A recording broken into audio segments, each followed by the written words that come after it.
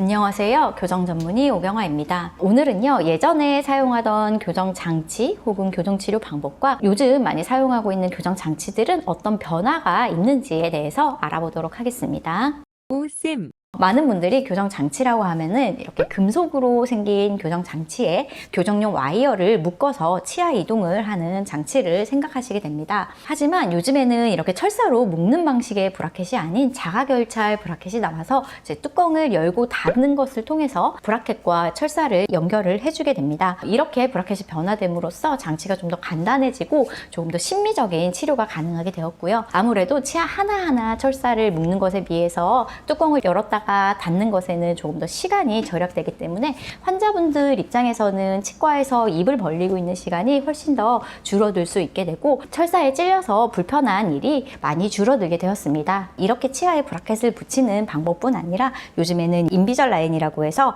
장치를 붙이지 않고 꼈다 뺐다 하는 투명 교정 장치를 사용해서도 교정 치료가 가능하게 되었습니다. 이런 투명 교정은 예전에는 이제 간단한 치아 이동을 하는 데 있어서 존재하기는 했지만 요즘에는 치아 이동에 대한 빅데이터를 이용해서 치아 이동을 예측하는 정확성이 증가하면서 투명 교정 장치를 이용해서 교정 치료가 가능한 영역이 증가되었습니다. 이런 브라켓의 변화뿐 아니라 미니스크류라든지 상악 확장 장치 등의 성능이 향상되면서 단순한 치아 이동뿐만 아니라 치아 이동의 범위가 넓어짐에 따라 예전에는 수술로밖에 개선할 수 없었던 케이스들을 교정 치료만으로도 충분히 개선을 할 수 있게 되었습니다. 예를 들어서 발치를 하지 않고 전체 치아를 뒤쪽으로 이동시키기 위해서는 예전에는 헤드기어 같은 구강 외의 고정원을 가지고 있는 장치들을 착용해 줌으로써 치아를 이동할 수밖에 없었는데 요즘에는 간단하게 미니스크류를 통해서 전체적인 치아의 후방 이동이 훨씬 더 쉽게 이루어질 수 있게 되었고요. 아래 치아 같은 경우는 묘라고 하는 굉장히 복잡한 이런 철사를 이용하면서 고무줄을 껴야 최대한 2mm에서 3mm의 후방 이동이 가능했지만 요즘은 이제 미니스크류를 사용해서 5에서 6mm까지의 후방 이동도 가능하게 되었습니다. 또 우리의 치아들은 교환면을 기준으로 해서 위의 치아는 내려오고 아래 치아는 솟구쳐 올라오려고 하는 힘을 정상적으로 가지고 있기 때문에 이것과 반대되는 힘,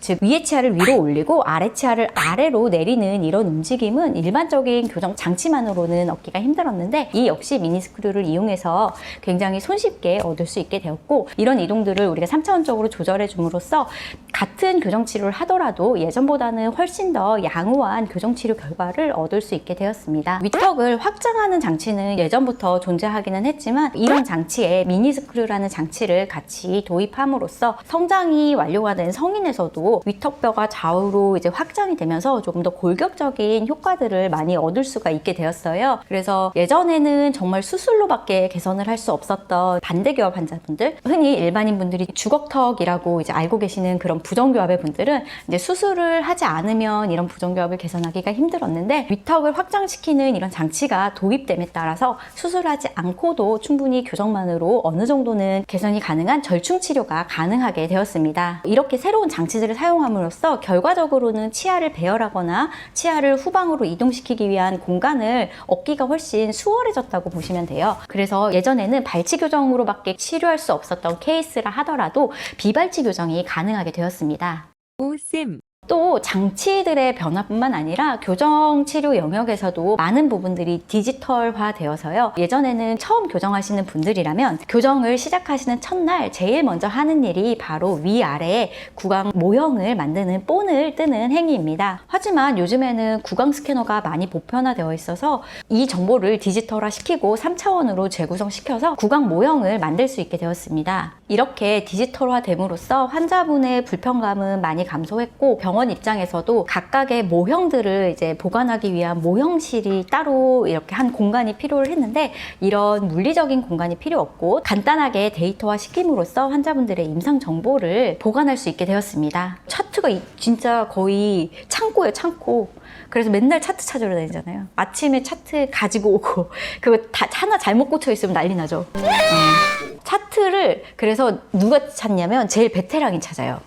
베테랑이 찾아야 찾을 수 있거든. 1년 차들은 그러니까 잘못 들어가는 것도 이제 약간 그런 패턴이 있잖아요.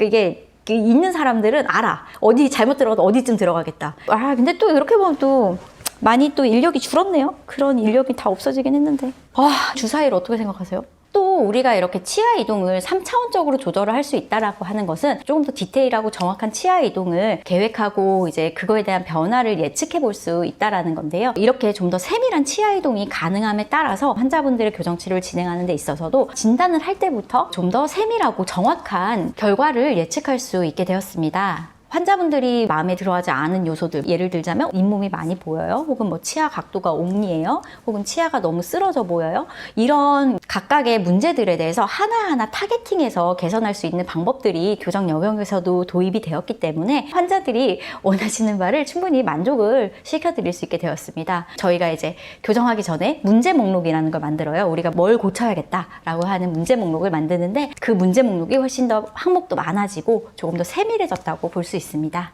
오쌤, 이렇게 기술의 발전에 따라서 치료가 조금 더 간단해지고 환자분이 불편감이 적어짐에 따라서 교정치료가 좀 더 대중적인 치료가 되지 않았나 생각을 합니다. 오늘 영상은 여기까지입니다. 영상이 도움이 되셨다면 구독과 좋아요 부탁드려요. 안녕. At 29 and I find myself wondering what did happen to the last 10. I ran away with my life, fast forward, never turn back again. It's kind of funny that the more we pass time, the more we need to set them rewind. And 19 was the year I had to leave you, but now I'm seeing all